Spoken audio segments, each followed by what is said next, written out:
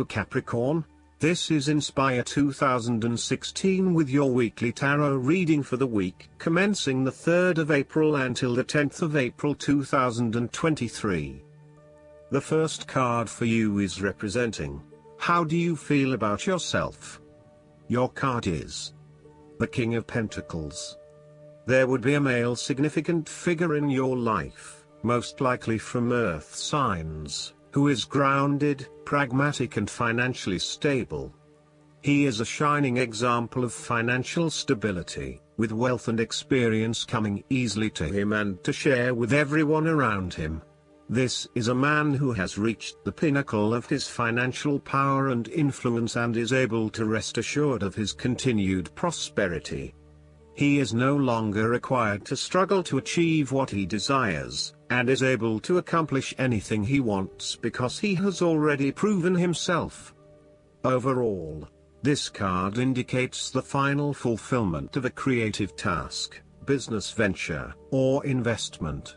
Through diligence, responsibility and attention to detail you have achieved great things and can finally say that you have completed your task or attained your goal. You can now enjoy all that you have accomplished and the successes you have created. You have created a richness of life, not just financially but also spiritually, which will set you up very well for the future. Whenever you need the skills to manage your day-to-day affairs competently and efficiently, you can call upon the King of Pentacles.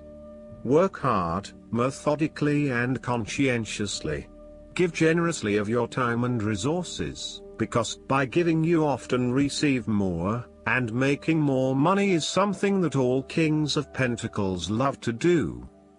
The second card for you is representing, what do you want most right now? Your card is the Nine of Wands.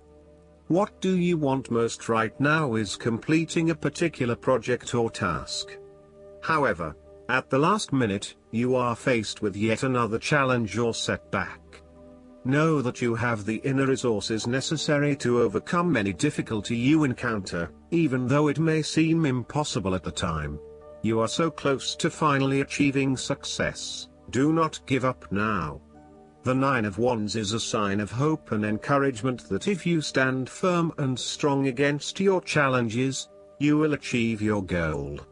The challenges before you now are only the last bit of darkness before the break of a wonderful dawn. This is like the one last test or challenge before you can reach ultimate success. You feel as if you have come to the end of your fighting powers, but you have the skill and determination in reserve. You are in a position of strength, and by drawing upon all of your courage and abilities, you will prevail. Once the last obstacle is overcome, you are home free. You need to be resilient. You will continue to be opposed by hidden enemies and your interests will be questioned. Even in the face of such adversity, when you are feeling battled and bruised, you need to be patient and vigilant. Be assured that you will eventually prosper if you maintain your position. And remember, if you do not succeed at first, then try again. The third card for you is representing your fears. Your card is the Ace of Pentacles. You are afraid that a financial opportunity may fall through. The opportunity may be a pay rise, a new job, a loan, etc. Additionally, you need to be very careful about what you can and cannot afford. Do not get in over your head and take on a mortgage that requires huge monthly repayments. Do not rely on the promise of a financial opportunity in the future, for example a pay rise or a gift. Allow some fat in your budgeting in case you are without employment at any time or have a large and unexpected financial outlay. Similarly, the Ace of Pentacles indicates a time when you try to manifest your goals but you do not get very far along due to delays and other impediments to your plans. If your success is limited, then you may need to re-evaluate and modify your plans and proposed approach. Your goals may also need to be realigned to something more realistic. Financial or other professional advice may be needed to help you get back on track. The fourth card for you is representing what is going for you. Your card is the Ten of Swords.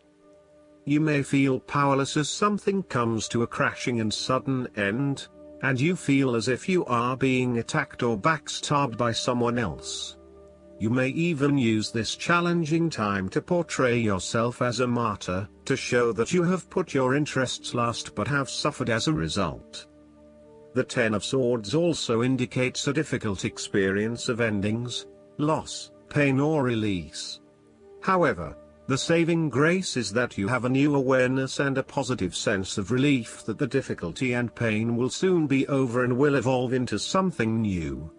As with all endings, there will be a new beginning, a rebirth, and a rejuvenation of the spirit. So, while this card may seem negative at first glance, it is a card of help and an indication that your troubles will not be permanent. Furthermore, this is the final moment, and no more pain will come to you from that source. It is darkest before the dawn, and as gloomy as it looks, the sun will rise again. It can only get better from here. The Ten of Swords is about letting go and accepting your current circumstances. You no longer resist change but allow it to happen, even if it causes some initial pain and hurt to you. You accept that there must be change in order to facilitate renewal, and you allow it to occur rather than fighting it. After a painful situation, it is a signal to pick yourself up off the ground and to reflect upon what happened to you and why, and what you can learn from the experience. The Ten of Swords is a sign that the pain and hurt you have endured has not gone without purpose. The positive power within you can be used to learn from your pain and draw wisdom from defeat. The fifth card for you is representing what is going against you. Your card is the Page of Wands.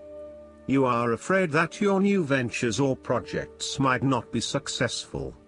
You may have had a vision to start a new hobby or project, with the view that it would lead to bigger and better things, but you soon realized that you had taken the wrong approach and it wasn't leading to the growth and development you had expected. You may have started to realize that you had not really focused enough on what your goals and objectives were, and that is why you were not reaching the outcomes you wanted. Luckily, you had not progressed too far along and were able to easily retreat from those projects with limited impact. Sometimes, too, these setbacks can be helpful in testing out new territories and exploring what will and will not work for you. You may also find that your eagerness to start something new has been negatively impacted by complexities, obstacles and opposition, which has resulted in a lack of motivation and indecisiveness about your path forward. You may also be fearful of whether you can really get your project or idea up and running, or if you are just going to be weighed down by more responsibility and troubles. The Page of Wands can depict a person who is immature with a self-image problem. It could be someone who is mean-spirited and aggressive, or someone who is helpless and always a victim. This is someone who never has anything good to say, is always pessimistic, and always brings everyone down. This person undercuts your enthusiasm and your self-confidence. Often, this is a superficial, lazy and arrogant person, one who is unwilling to make an effort, and is uncooperative and impatient. The last card for you is representing the likely outcome that you may have. Your card is the Seven of Cups. Although dreaming is beautiful and provides inspiration for action, you must at some point abandon your castles in the sky and begin to build those castles in your real life. A choice must be made, even though the apparent multiplicity of options seems to paralyze you with either fear or excessive anticipation. If you are unable to make a decision because of too many options, it is time to carefully evaluate the pros and cons of each option and make a thoughtful choice. You also need to be very clear about what it is you are working towards so that you can make the best choice. Make your decision with caution, as all is not what it seems to be. Great opportunities may turn out to be major problems later on, while less enticing options may turn out to be golden opportunities. With the Seven of Cups, there is a risk of illusion. You need to separate what is real from what is illusion. Protect yourself against unclear or wishful thinking and habitual daydreaming. Avoid intoxication and escapism. Oftentimes, this card shows choices and plans that have little or no basis in reality. Such things are typical of the developed imagination, and fine if they stay in the imagination. However, when you try to implement those ideas in the real world, you are leaving yourself open to inevitable disappointment when you realize that your vision simply does not work. Last but not least, the guidance card for you is the Kuan Yin's Pink Dragon. Choosing this card offers you an opportunity to heal all your relationships, including those from past lives that you may be unaware of. Ask Kuan Yin's beautiful pale pink dragons to dissolve the cords that still tie you to others and sit quietly while they do so. You may sense or feel them releasing you completely. Take a moment to feel the freedom that this offers you. These great-hearted dragons will then help you to see with eyes of love. Look for the divine in everyone and be aware of all situations from a higher understanding, knowing that Kuan Yin's gentle pink dragons are by your side. These gracious dragons will enable you to enrich your relationships and transform your friendships. They will help you to treat all people with greater respect, care and love than ever before. Remember to thank them for enhancing your life. I hope that you enjoy everything, and if you like the reading, just please click subscribe and you will get instant notifications every time we publish a new video right to your YouTube. Thanks.